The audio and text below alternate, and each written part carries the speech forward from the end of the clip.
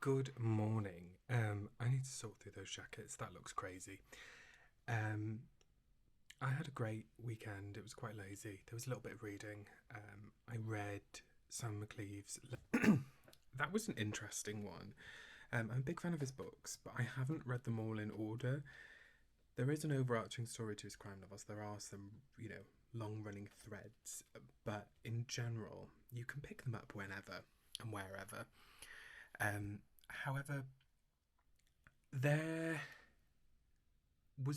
this one was strange. It was very how do we put it?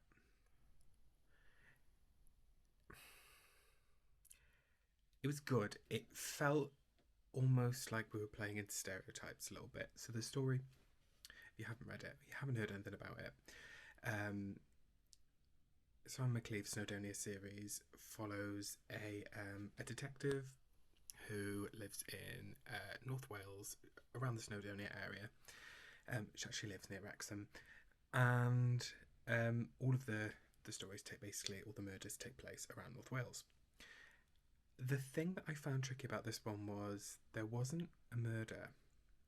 Um, the Llancastel team was just asked to assist with some something bigger that the intelligence or whatever was doing, and it just felt a little bit like it was playing into stereotypes. Um, it was good.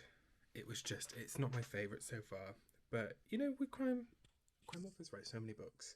I suppose there is a pressure to keep it new and to reinvent and to do something different.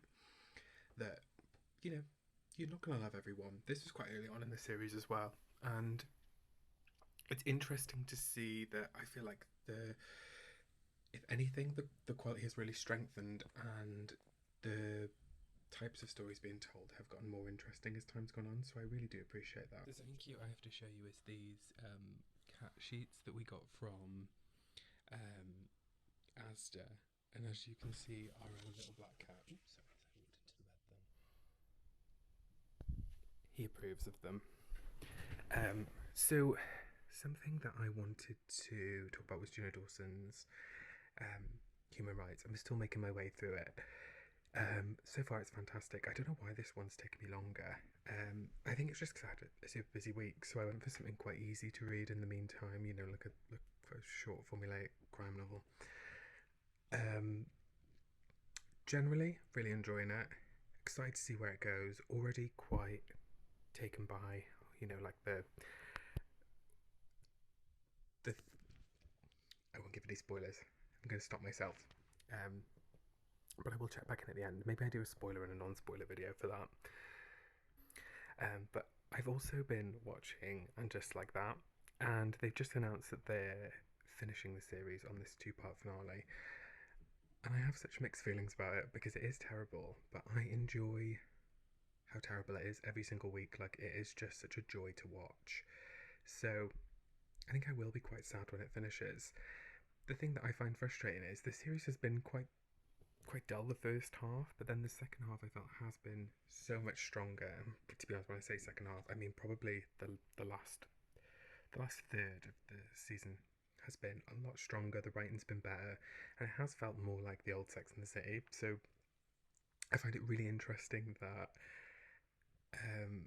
I don't know what's gonna happen, but apparently there's a two-part finale, and they knew when they were writing this two-part finale that this was where the story was going to end. I'm assuming there's not going to be another Samantha cameo, but there we are. If you're watching it, let me know what you think, and if you agree with me. I find each season, overall the show is dreadful, but there can be like some real great glimmering episodes in there that do a really good job of sort of capturing the old feel of Sex and the City.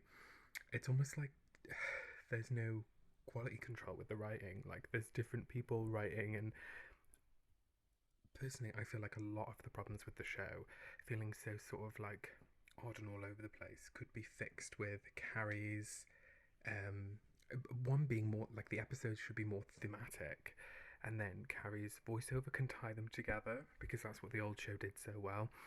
I have no idea why they chose not to do that this season.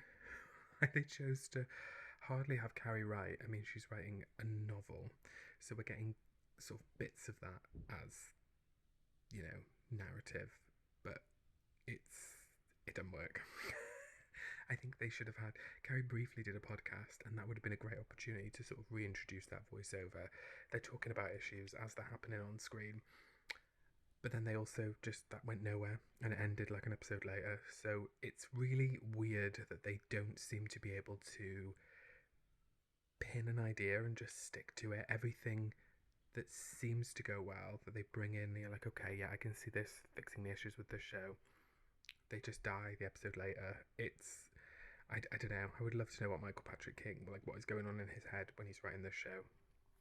I think not having Darren Star on board is probably a bit of a downside. If you are looking for a spiritual successor to Sex and the City, I would actually recommend Younger. It's on Netflix now. It was on Sky and Now TV in the UK on like Sky Comedy, I think.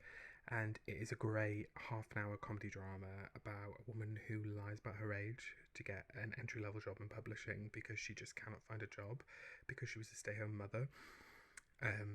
So I think that's what I think is the real standout Sex and the City successor. I think that one, you should give it a go. I think it succeeds where, and just like that has failed, where it still felt quite current, campy, fun.